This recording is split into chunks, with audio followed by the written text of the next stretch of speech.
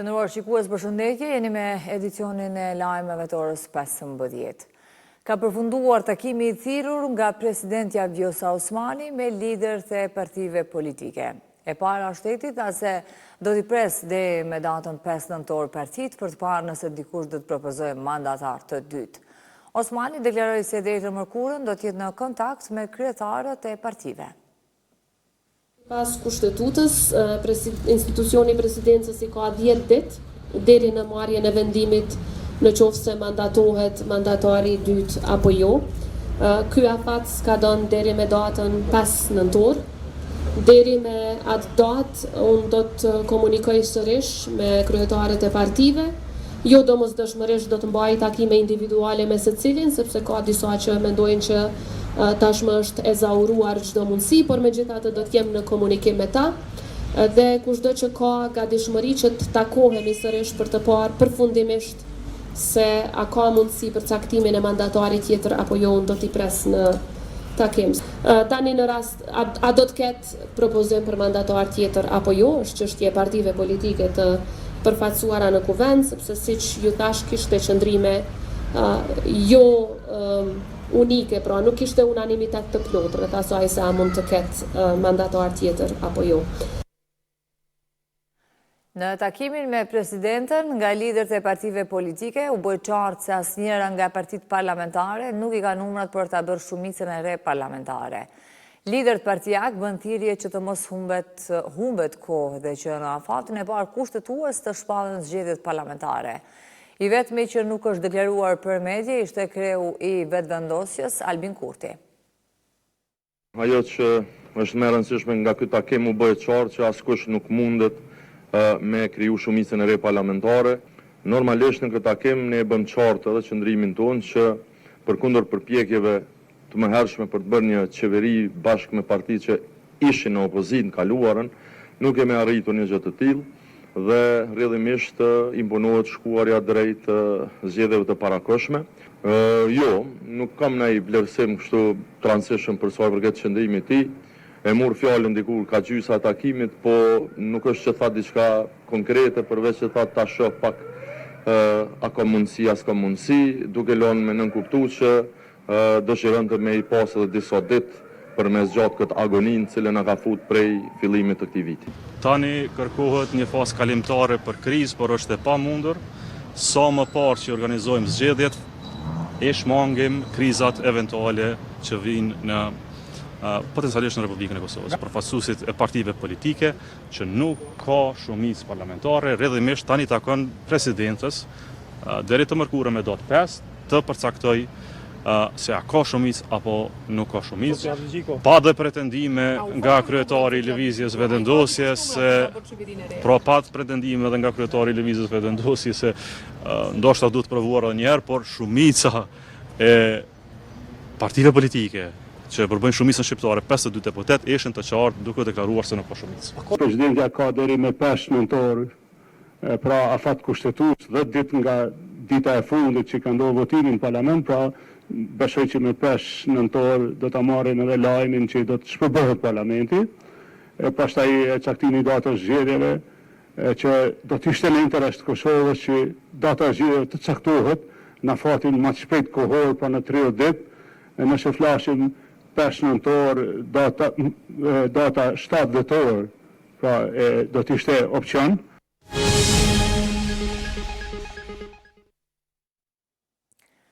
Ish-kryeministri i Shqipërisë Fatos Nano është ndarë nga jeta në moshën 73 vjeçare. Ai ishte i shtruar prej disa ditësh në një spital privat në Tiranë, ku po trajtohej për probleme shëndetësore, raporton RTS. Ish-kryeministri prej kohësh vuante nga problemet me mushkërinë, ndërsa gjendja e tij shëndetësore ishte përkeqësuar ditët e fundit. Fatos Nano ka shërbyer si kryeministri i Shqipërisë me Partinë Socialiste. Ai është themeluesi i PS-s, partitë e cilën e udhëhoqi deri në vitin 2005, kur dhe vendosi të largohej nga politika.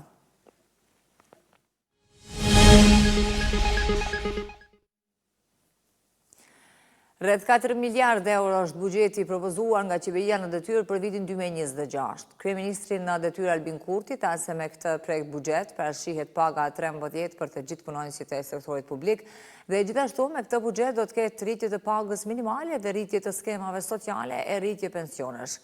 Tutje në mbledhjen e qeverisë në detyrë u thanë se me që tashmë është konstituar kuvendi, do të dërgohet për miratim edhe buxheti për komunën e Prishtinës, të Gjilanit dhe të Zubin Potokut. Megjithëse jemi qeverinë detyrë, përmes ligjit për qeverinë, kuvendi ka parapar që edhe në situata të tilla, ku formimi i institucioneve mund të zgjasë më shumë se sa që duhet, shteti vazhdon funksionimin. Prandaj, sot si qeveri, përveç se po zbatojmë një detyrim ligjor për sa i përket respektimit të afateve për miratim të ligjit buxhetit, gjithashtu po kryejmë obligimin ton si qeveri në detyrë që shteti të mos mbetet pa buxhet. I takon kuvendit dhe të gjithë deputetëve nga të gjitha subjektet politike që këtë buxhet ta miratojnë para se të shkohet në zgjedhje të reja në mënyrë që të sigurohet vazhdimësia e shtetit dhe të mos ndeshemi me situata ku shteti nuk ka buxhet të miratuar. Njërisi me këtë buxhet do t'jetë dhënia e pagës së 13 për të gjithë punonjësit e sektorit publik. Pra, kushdo që punon së paku 12 muaj në sektorin publik, me qeverinë tonë në fund të vitit, do të mund ta përfitojë edhe pagën e 13. Gjithashtu është i përfshirë edhe zbatimi i rritjes së pagës bazë me 0.5% për çdo vit përvojë pune, për dallim prej asaj që kemi pasur më herët, ku për 15 vitet e para zbatohej rritja vetëm 0.25% për çdo vit përvojë pune. Kjo përkthehet në rritje shtesë për pagën e secilit që punon në sektorin publik varësisht nga vitet e përvojës punës. Ky buxhet për vitin 2026 përfshin edhe rritjen e pensioneve, shtesave për fëmijë, shtesave për lehona, pagesave për të rinjt dhe gratë që angazhohen nga superpuna. Kemi një buxhet rekord sa i përket madhësisë, bëhet fjalë për një buxhet që gjithsej shpenzimet buxhetore kapin shifrën e 4 miliard eurove, apo më saktësisht 3 miliardë 967 milion e 600.000 euro buxhet i planifikuar për vitin 2026. Ky buxhet normalisht që paraqet një rritje prej afërsisht 10% krahasuar me buxhetin e vitit paraprak, pra të vitit 2025, dhe ritmi i njëjtë i rritjes pra parashihet që të ndodh edhe tek të hyrat. Krerët e partive politike, PDK, LDK dhe AAK kanë reaguar me njëherë pas miratimit të projekt buxhetit për vitin 2026 nga qeveria në detyrë. Kryetari i PDK-s Memli Krasniqi ka shkruar në rrjetin social Facebook se thesi i mashtrimeve të një babadimri që kur serdi për qytetarët e Kosovës, sado që premtoi çdo vit për 5 vjet, s'mundet ta rikthej besimin e humbur të qytetarëve e as nuk mund të arrijë qëllimin e blerjes së votës për balotazh dhe për zgjedhje parlamentare. Ndërkaq LDK e ka cilësuar këtë veprim si një akt pa precedent politik dhe institucional që sipas saj përbën përpjekje për blerje votash dhe manipulim të procesit zgjedhor. Kreu i AAK-s Ramush Haradinaj ka thënë se kjo rritje është dashur të ndodhë para shumë vitesh, shumë vonë, shumë pak marre, ka shkruar Haradinaj. Organizata veteranëve të luftës së UÇK-s ka reaguar pasi qeveria në detyrë sot ka rritur pensionet e të gjitha kategorive, por jo ato për veteranët e UÇK-s. Në reagimin e saj, OVL UÇK-s thekson se në një kohë kur vendi po shkon drejt zgjedhjeve, qeveria në detyrë po përpiqet të krijojë përshtypje pozitive për qytetarët me premtime për rritje që nuk mund të realizohen pa miratimin e buxhetit nga kuvendi. Megjithatë, veteranët e UÇK-s sipas organizatës u anashkaluan qëllimisht. Kjo është dëshmi e qartë se diskriminimi ndaj atyre që sakrifikuan më së shumti për lirinë e Kosovës po vazhdon. Në vend që të përmirësohet trajtimi dinjitoz për veteranët, qeveria në largim po tenton t'i harrojë ata plotësisht, madje edhe në momentet e fundit të mandatit, thuhet në reagimin e OVL-s së UÇK-s. Aktualisht rreth 700 punëtorë të mediumit të vetëm publik kanë mbetur pa paga. Sindikata e punëtorëve të RTK-s ka paralajmëruar masa sindikale dhe protesta nëse situata nuk zgjidhet urgjentisht. Ministri në detyrë i financave Hekuran Murati ka thënë se përgjegjësinë për alokimin e mjeteve buxhetore për RTK-n e ka Kuvendi i Kosovës, e jo qeveria. Sa i përket çështjes së pagave apo financimit të RTK-s, po besoj siç e dini, Kuvendi është përgjegjës dhe e mbikëqyr RTK-n, por edhe i miraton buxhetin. Në ligjin për ndarje buxhetore, buxheti i RTK-s ekziston, por kushtëzimi në atë ligj, siç e dini, është që duhet të ketë miratim nga Komisioni Parlamentar përkatës për buxhet dhe financa. Para 3 muajve, nëse nuk gaboj, ka qenë situata kur në mungesë të një kuvendit të konstituar, ne si qeverinë na është dashur të ndërhyjmë dhe të improvizojmë një zgjidhje, pra duke ofruar një kredi afatshkurt, likuiditeti sa për ta tejkaluar sfidën deri në konstituimin e kuvendit. Pra ajo kredi parashihet që të kthehet. Problemi qëndron në faktin që tash kemi kuvend të konstituar. Në fakt, s'është problem, situata ka ndryshuar, kuvendi është i konstituar. Dhe i takon kuvendit, pra që ta miratoj alokimin e pjesës së dytë të buxhetit të RTK-s, që fillimisht edhe të shlyhet pra kredia afatshkurt që ka qenë e përkohshme, por në anën tjetër me pjesën e mbetur të buxhetit të vazhdohet operimi i rregullt dhe të paguhen pagat.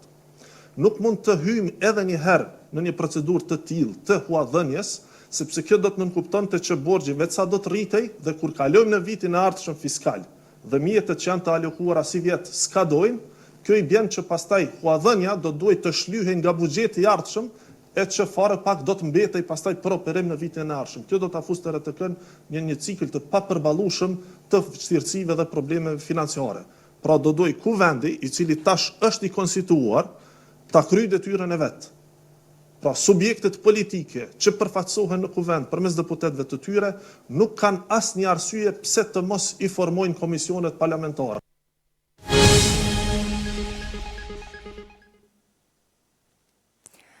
Në mungesë të ministrit në detyrë të punave të brendshme Xhelal Cveçla është shtyrë seanca ndaj deputetëve Sali Zyba dhe Fitore Pasolli për hedhjen e gazit lotësjellës në kuvend në vitin 2018. Gjykata ka lëshuar urdhëres për sjelljen me detyrim në gjykatë të ministrit Cveçla. Sipas aktakuzës së ngritur nga Prokuroria Themelore e Prishtinës me datën 29 korrik të vitit 2019, të pandehurit akuzohen se gjatë seancës plenare të asaj dite kanë aktivizuar disa bombola me gaz lotësjellës brenda sallës plenare, duke ndërprer punimet e kuvendit dhe detyruar deputetët të largohen. Përgatitjet për edicionin e tretë të festivalit të këngës në RTK po hynë në fazën përfundimtare. Drejtues të RTK-s dhe të festivalit në një konferencë për medje kanë shpalosur detaje nga festivali i këngës, i cili do të mbahet me datën 6, 7 dhe 8 nëntor. Ndjekim në vazhdim pjesë nga konferenca. Në të vërtetë qëllimi i festivalit është po ky. Është pikërisht përbashkimi gjitha ideve, gjitha këndvështrimeve, por për më shumë ky bashkim bëhet përmes muzikës. Përmes trashëgimisë tonë kulturore, që këtë vit gërshetohet natyrshëm edhe me frymën moderne të krijuesve të rinj. Në 3 netët festive në Kryeqytet, do të dëgjojmë zërin e artistëve tanë që sjellin një energji të re në muzikën shqipe, që lind nga tradita, por shkon drejt sardhës. Mendoj që si vjet me të vërtet edhe 2 vitet e kalume e kemi tregu që kemi mundësi me bo një ngjarje të jashtëzakonshme kulturore. Edhe si vjet, përmbajtja artistike, përmbajtja këngëve të cilat kanë ardhur, janë shumë këngë të bukura, janë artista tepër të mirë, kemi artista të ri, të cilët për herë të parë ngjiten skenë, po kemi edhe artista të cilët janë pjesë e skenës muzikore.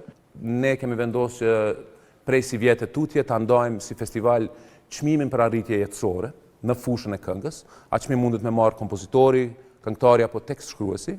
Edhe e bukura e kësaj është se trofeu që do të ndahet për këtë çmim do të jetë okarina e artë, të cilën e kanë nda akordet e Kosovës, dhe kjo është një mënyrë e jona për me e dhënë këtë, domethënë, mirënjohje për gjeneratat paraprake të cilat na kanë sjellë deri.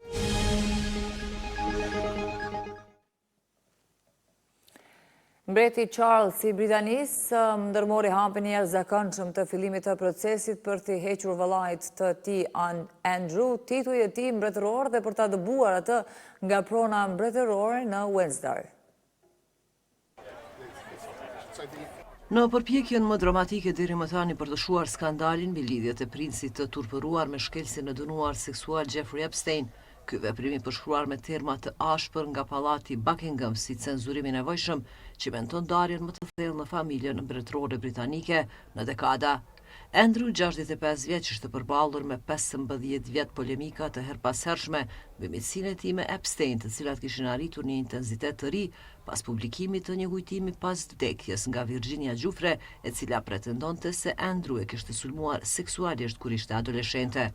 Giuffre, të cilën princi pretendon se nuk e ka takuar kurrë, kreu vetvrasje në prill në moshën 41 vjeçare. Andrew i ka mohuar vazhdimisht të gjitha akuzat kundër tij. Familja e Giuffre tha në një deklaratë se sot një vajzë e zakonshme amerikane nga një familje e zakonshme amerikane rrëzoi një princ britanik me vërtetësinë dhe guximin e saj të jashtëzakonshëm. Në deklaratë pallati Buckingham vuri në dukje se Andrew do të detyrohej të largohej nga rezidenca e tij dhe të merrte mbiemrin e familjes. Princi Andrew tani do të njihet si Andrew Mountbatten Windsor. Qiraja e tij në Royal Lodge deri më sot i ka siguruar atij mbrojtje ligjore për të vazhduar qëndrimin. Njoftimi zyrtar tani është dorëzuar për të hequr dorë nga qiraja dhe ai do të transferohet në një akomodim privat alternativ, vazhdoi deklarata.